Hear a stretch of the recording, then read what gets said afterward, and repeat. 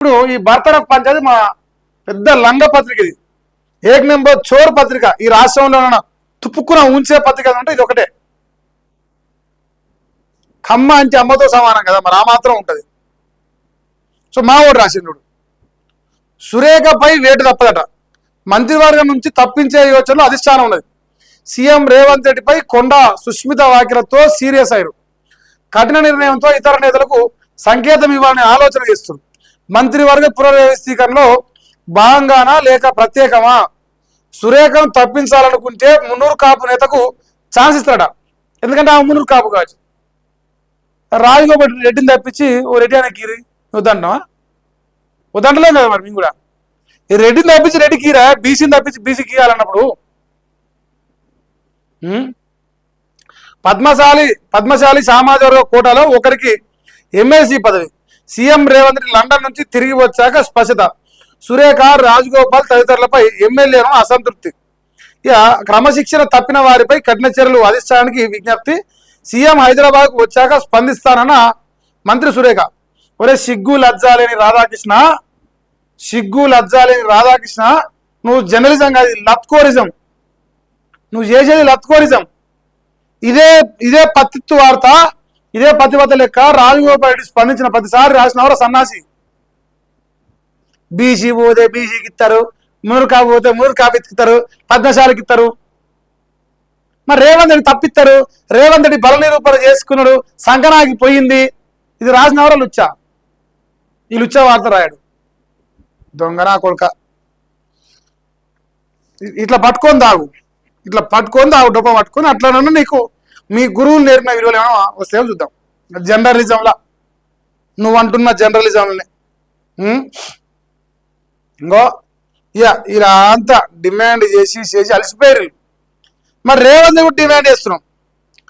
ఈ సన్నాసి కొండా సుష్మిత మాట్లాడినప్పుడు ఈ సన్నాసి యాజ్ ఇట్ ఈస్ గా ఆమె మాట్లాడిన ప్రతి స్టేట్మెంట్ పేపర్లకు ఎక్కించిందా? మనం చూడలేదా? అంటే రేవంత్ రెడ్డి పైన కొండా సురేఖ కూతురు మాట్లాడినప్పుడేమో పత్తితులక రాయలే వార్త దొంగనా కొడుకు. కానీ కొండా సురేఖను బర్తరాఫ్ చేయాలంటే మొత్తం మక్కి రాసి డిసైడ్ చేసింది. ఇంకా ఇప్పుడు తెలుసు కదా రేవంత్ రెడ్డి అంటే ఏర్పాట. ఇప్పుడు నా లైవ్ కానీ నా ప్రెస్ మీట్లు కానీ ఓన్లీ ఏబిఎన్ ఛానల్లోనే వస్తాయి. వస్తాయని రేవంత్ రెడ్డి చెప్పిండు. ఓటుకు నోటు కేసులో పరివర్తన దొరికినప్పుడు చెప్పిండు. అంతే కదా. ఓటుకు నోటు కేసు దొంగలు తీసుకొచ్చి ముఖ్యమంత్రి చేసిన రాధాకృష్ణకు ఈ లత్కోర్ వార్తలని పెద్ద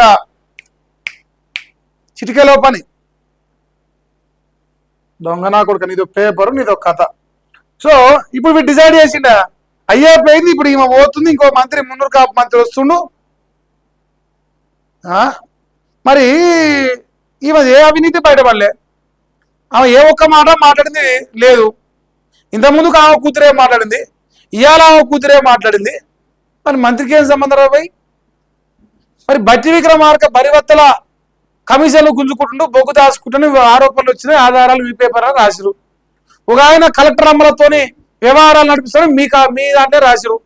ఒక ఆయన కడిగిన ముత్యం భూములు కబ్జాలు ఇస్తాడు, మీ దాంట్లో రాసిరు. మరి వాళ్ళంతా రెడ్డి ఎమ్మెల్యేలు, రెడ్డి మంత్రులు. మరి వాళ్ళెందుకు బర్తరఫ్ చేయలేదు? ఆనాడు రెడ్డి మంత్రి పోతుండు, రెడ్డి మంత్రి వస్తుండు, రెడ్డి మంత్రి పోతుండు, విలువ మంత్రి వస్తుండు అని రాసినవారా?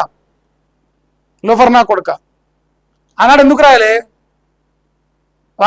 వాళ్ళని పీకే దమ్ము లేదా మనకు? వాళ్ళని పీకే దమ్ము లేదు మనకు. బీసీలను పీకే దమ్ము ఉన్నది. అలకగా దొరికినారు. అంటే జనాభాలో ఎక్కువ ఉన్న బీసీలు మాత్రం పీకే దమ్ము ఉంది, జనాభాలో పిడికలు ఉన్న రెడ్లను మాత్రం పీకే దమ్ము కాంగ్రెస్ పార్టీకి లేదు. పొంగులేటి శ్రీనివాస్ రెడ్డి అవినీతులు అక్రమాలు చేస్తుండు అని బీఆర్ఎస్ పార్టీ గత 2.5 సంవత్సరాలుగా ప్రతి ఒక్క ఆధారం బయట పెడుతుంటే పొంగులేటి శ్రీనివాస్ రెడ్డి కొడుకు గన్ను పెట్టి సంస్థాన్ని బేసాను గచ్చిపోలి పిఎస్ లా కేసు పెడితే సిఐని ట్రాన్స్ఫర్ అయ్యి తప్ప పొంగులేటి శ్రీనివాస్ రెడ్డి రాజీనామా చేయడు అని రేవంత్ డిసైడ్ చేసిండు. అంటే లంగ పనులు, దొంగ పనులు కాంగ్రెస్ ఉన్న రెడ్డి మంత్రులు చేసినా మేము రాజీనామా చేయం. మరి ఆనాడు ఈ 16 మంది, ఈ 17 మంది మా కాంగ్రెస్ పార్టీకి పరువు నష్టం అవుతుంది, మా కాంగ్రెస్ పార్టీ పరువు పోతుంది, రాజీనామా చేయి పొంగులేటి శ్రీనివాస్ డిమాండ్ చేసిరా. ఎందుకంటే నెంబర్ 2 కదా పైసలల్లా. పైసలు నెంబర్ 2కి ఇస్తాడు కదా. సిగ్గుండాలే. రాధాకృష్ణ, నువ్వు జర్నలిజం చేస్తున్నావు అనుకుంటే నీ అంత ఎడ్డోడు భూమి మీద. నువ్వు చేసే జర్నలిజం కాదరా బాబు, బ్రోకరిజం దాని పేరు.